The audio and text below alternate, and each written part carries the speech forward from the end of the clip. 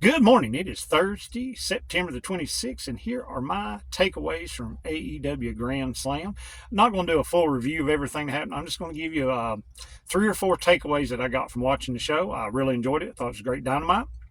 So let's get right into it. MVP showed up. I like MVP as a manager. I like him on the microphone. So if he was coming in just to do some managerial work, hey, that's fine. Sign him up. But we all know he mentioned the word business when he gave the business card to Prince Nana. So that's a reference to the Hurt Business. I think they trademarked Hurt Syndicate, him and Bobby Lashley and maybe Shelton Benjamin. So they're probably not too far behind him. Unpopular opinion from me, but I don't need Bobby Lashley in AEW. Yes, he's great. Yes, he's talented, but I don't need him there.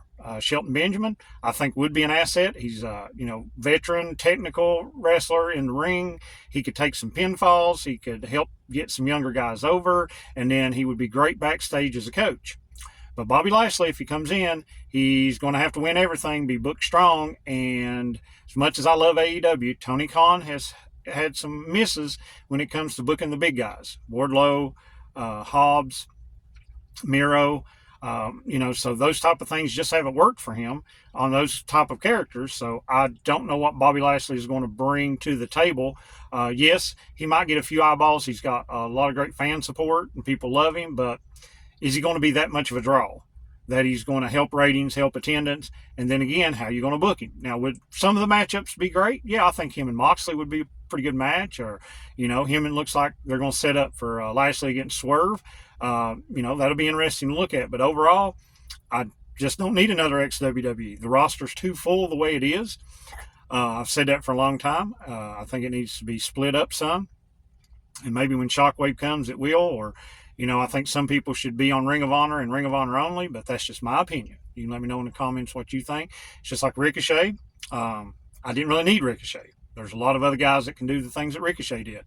So when he come in, everybody I think him and Ospreay, the match would be great, but I don't know. There's just something about this Ricochet run. The Sammy Guevara match was pretty good, but again, I think Hologram's doing some of the same stuff, and Hologram's got a mask on, and he doesn't cut a promo. Ricochet, when he opens his mouth, I just don't think he's a good promo. And like I said, I think him and Ospreay would have a great match, but I think he's just been in the WWE system too long that he's going to have to get out of it and up his game because, the whole storyline is that him and Ospreay are on the same level because they had this match, 7 or 8 years ago, but Ospreay has far surpassed him.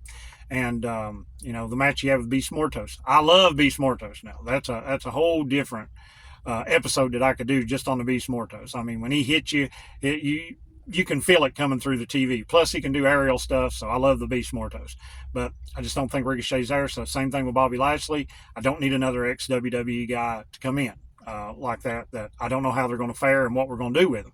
Like I said, MVP's fine. Shelton Benjamin I can deal with, but we know it's inevitable, so maybe I'll be proven wrong. I hope that I am. Next thing, the FTW Championship. Glad it got retired. Hook needs now to be added some character, develop this. Because, the FTW Championship was great at the beginning of AEW. It brought Team Taz. It was a good little way to bring Hook into the storyline, but we've dealt with it for about 2 years now, too much. It could have been gotten a long time ago because basically all the story he has is somebody beats him and then he wins it back. So, I'm glad that's retired. I'd like to see some other belts unified. I think there's way too many men's singles belts, but, I've beat that drum for a long time too. My third takeaway is Willow. Okay. That was surprising. I knew Willow had interacted with Deonna Purrazzo, so I thought maybe she was going to feud. So Mariah May, is going after Yuka Sakazaki after the women's match, and Willow makes the save. Now, are they setting up a feud for them? Because Willow has done so good. She held the TBS title. She had the New Japan title, the CML title. And after she lost the blow-off match with Chris Statlander, I thought, okay, well, they're going to go in a different direction with her. But she's such an over babyface that I don't think people care that she lost that feud, and she could go right into the main event with Mariah May. It's something WWE did for years. You would lose upwards. You would lose the Intercontinental title, and then you would go on and win the world title. That's just a system. They've done that for years. So her losing those other belts and getting out of the Statlander feud and now setting her sights on Mariah May, I think would be really great. Mariah May is great in the ring, but this story is sort of stalled a little bit since she won. The chase to the belt, her and Toni Storm, was one of the best stories of the year. But now that you got the belt, what are you going to do with it? We see this time and time over the decades of wrestling where the chase is better than the championship. We saw it with Hangman Page, the Kenny Omega arc. That was like over 2 years, but then after he got it, it was So Hangman, I think, will have a better run the next time. We've actually even seen it in WWE, some with Cody. I mean, finish the story. And after he got it, I mean, him and AJ Styles had some great matches. But other than that, I'm really not buying Bloodline 2.0 that Solo is going to beat him. Now that Roman's back in the mix, how's that going to work out? So, now I can keep my eye on it. But for the last several months, I'm just like, I've not been interested in Cody and his world title run. And finally, my last takeaway is Darby Allin is going to be world champion. I reported several weeks ago there had been backstage talk about it. Obviously, with Moxley coming back and this new character he's got, last night Moxley did everything expected to do, but he just could not put Darby away. This is like one of those old school Ricky Morton, just fight, kick out, just keep on, you can't kill him. And Darby's got that, where he's undersized. He's always going to be the underdog in a match, unless if he was wrestling somebody like Peter Avalon or some, enhancement talent or something like that. And I think Darby's earned the trust of Tony Khan. He works Rampage, he works Collision, Dynamite. Tony Schiavone on his podcast was saying several weeks ago about Darby's match on Rampage with the Butcher, which if you haven't seen that, go back and watch that. Him and Butcher have great chemistry. Why are you doing that? And he's like, every now and then I think these fans on Rampage deserve a real good match. And he wanted to do it for them. And like I said, he shows up on Collision. I think he's really earned Tony Khan's trust to do whatever's asked. He's gotten beats a lot over his AEW career. So, he's just got that underdog personality. We saw it with Samoa Joe. Samoa Joe just wrecked him, but he found a way to win one of those matches that they had.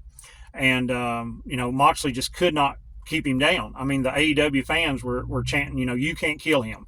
I love it when the fans have organic chants like that. When Moxley was choking out Danielson with the plastic bag, they were chanting, this is murder. Just like I think when Hangman burnt down the house for Swerve, it was, this is arson.